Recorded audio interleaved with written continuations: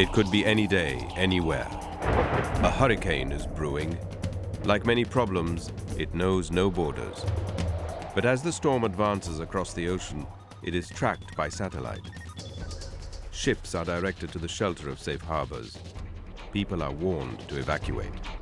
It's a coordinated response made possible by the international system that shapes our world, the United Nations and its family of agencies.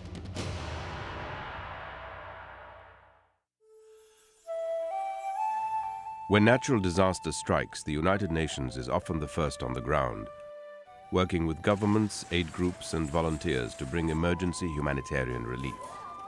This is just one aspect of the UN's work, which includes bringing clean water to communities in need, vaccinating children, helping farmers to improve their harvest, and much, much more.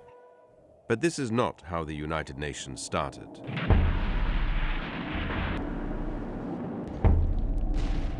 After the devastation of World War II, the world needed a workshop for peace, a way to avoid the scourge of war. The solution? An assembly of nations where leaders of countries big and small could debate and seek consensus on common action. Today, the United Nations is the one truly global forum with 192 nations represented in the General Assembly.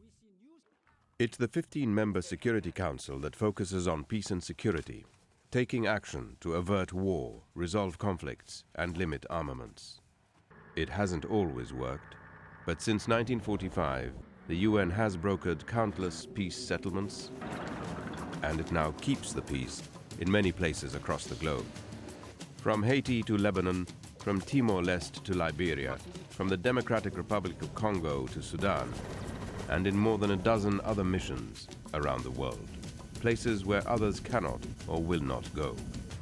Places where innocent men, women and children have been forced to flee and have nowhere to go. At home was war. We never knew who was fighting. We were sad to leave, and one day we want to return. For some 30 million refugees and displaced persons in more than 100 countries, the United Nations family is providing blankets, tents, books, and ways for people to restart their lives. Please help stop the war for the sake of the children. There are as many as 250,000 child soldiers in the world. The UN fights for their freedom and helps them to be children once again. And for people in some 30 countries plagued by landmines and unexploded bombs, the UN helps defuse the threat of fatal or crippling explosions.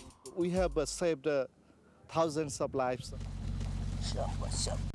When the guns fall silent, the UN helps to build national institutions, trains the police, assists the justice systems, and supports democratic elections. To sustain peace, development is needed. Development that includes the poorest, almost 1 billion people on Earth, 1 out of every 6 who struggle to survive on less than $1 a day.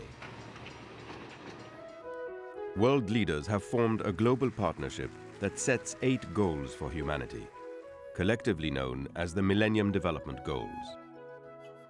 To end extreme poverty, to combat disease and hunger, to promote gender equality, and ensure environmental sustainability.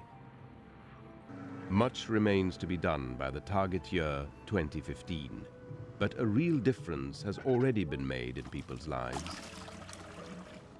In improving maternal health, by providing health care to pregnant women. In combating the deadly impact of malaria, especially in Africa, and in fighting HIV and AIDS. I did the test. My husband also did the test. Both tests were negative.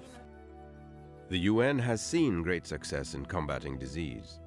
Smallpox has been eradicated. Today, the UN is making strides in tackling polio, measles, and other preventable diseases. We can point to undeniable progress. 3 million more children now survive each year. An additional 2 million people receive treatment for AIDS, and millions more children are in school. Schooling is a basic human right, one of many enshrined in the United Nations Universal Declaration of Human Rights, adopted in 1948. Decades later, it is still the standard against which all societies and all governments are measured. No government today dares to say that the Universal Declaration of Human Rights is none of their business.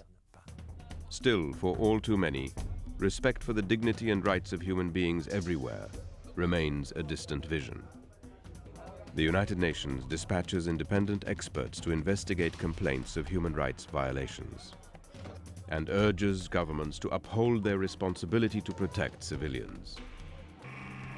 Today, more than ever, the world needs united action to face the many challenges of the new millennium.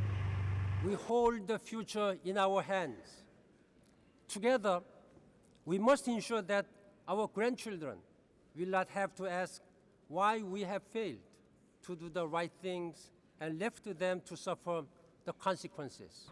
The consequences of a planet in peril. Today, the United Nations is urgently supporting its member states in partnership with civil society and people of goodwill to reach a global, comprehensive and effective plan of action that will address climate change.